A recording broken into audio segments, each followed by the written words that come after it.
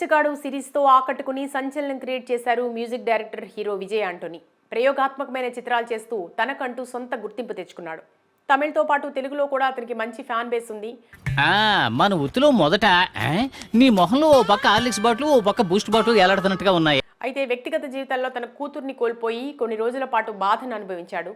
తల్లిదండ్రులుగా కెరియర్లో బిజీ ఉండటం మూలానే తన కూతురికి సరైన సమయం కేటాయించలేకపోవడంతో ఆత్మహత్య చేసుకుందని పలు సందర్భాల్లో ఎమోషనల్ అవుతూ మాట్లాడారు విజయ్ ఆంటోనీ. తన కూతురు మీరా ఉన్నట్టుండి సూసైడ్ చేసుకోవడంతో ఒక్కసారిగా షాక్ అయ్యారు. తీవ్ర భావోద్వేగానికి లోనయ్యారు. ఇక నుంచి కుటుంబ జీవితానికి, సినీ జీవితానికి సమానమైన సమయం కేటాయిస్తానని, జీవితంలో ప్రతి విషయానికి విలువ ఇవ్వాలని అంటారు విజయ్ ఆంటోనీ.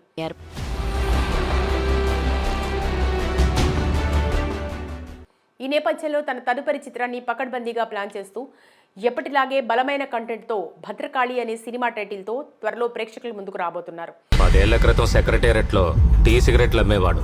ఎమ్మెల్యే హాస్టల్లో క్లీనర్ గా చేశాడు. 197 కోట్లు. అరుణ్ ప్రభు దర్శకత్వంలో తెరకెక్కుతున్న ఈ మూవీ తెలుగులో భద్రకాళి, తమిళ్లో శక్తి తిరుమగన్ అనే టైటిల్తో రాబోతోంది.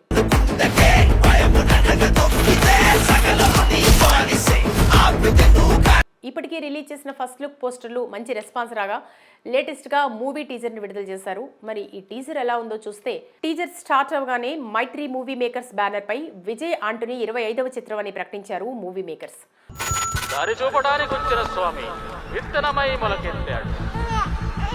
వెంటనే పిల్లి కూడా ఒకరోజు పులవును, అబద్ధం అహంకారం అంతమవును అంటూ ప్రారంభమైన ఈ టీజర్ ఇంట్రెస్టింగ్ గా, ఆసక్తికరంగా సాగింది.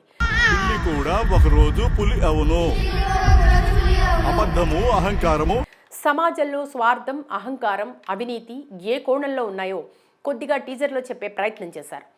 ఇందులో హీరో విజయ్ ఆంటోనీ ఒక గ్యాంగ్స్టర్గా, మోసగాడిగా, ఫ్యామిలీ మ్యాన్లా, గవర్నమెంట్ ఆఫీసర్గా, ఖైదీగా ఇలా రకరకాల కోణాల్లో చూపించారు.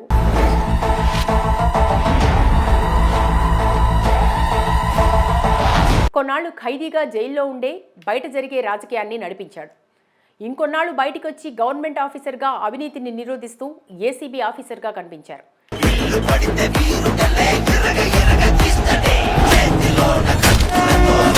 దీనికంటే ముందు చిన్నప్పుడు ఒక గురువు సంరక్షణలో పెరిగిన హీరో కిట్టు జీవితంలో ఎలాంటి పరిణామాలు ఎదుర్కొన్నాడు,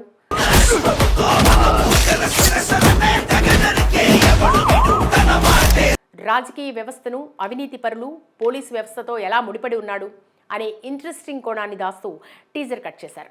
చరిత్రలోనే ఇంతవరకు ఇలాంటి సంభవం జరగలేదు. It's gonna be the biggest scam of the nation. రాసిపెట్టుకోండి. ఇక ఈ సినిమాని తమిళ్లో విజయ్ ఆంటోనీ నిర్మిస్తుండగా తెలుగులో మైత్రి మూవీ మేకర్స్ డిస్ట్రిబ్యూషన్ చేస్తున్నారు. ఇందులో నటీనటులుగా చంద్రశేఖర్, సునీల్ కృపాలని, తిరుపతి రవీంద్ర, రియాజిత్, మాస్టర్ కేశవ్ నటించారు. ఆ బాబే హౌసింగ్ బోర్డ్ లో ఒక ఇల్లు అలెక్ట్ చేసి ఇచ్చాడు. చెప్పాను కదా సార్, కిట్టు అని. కిట్టు అనే వ్యక్తి గురించి సంగీతం విజయ్ ఆంటోనీ సమకూర్చారు. అతను టీజర్కి ఇచ్చిన బీజేఎం బాగా వర్కౌట్ అయింది. సినిమాపై అంచనాలు పెంచింది. మరి ఈ సినిమా ఎప్పుడు విడుదలవుతుందో తేదీ ప్రకటించకపోయినా ఖచ్చితంగా హిట్ సాధిస్తుందనే నమ్మకాన్ని ప్రేక్షకులకు ఇస్తుంది.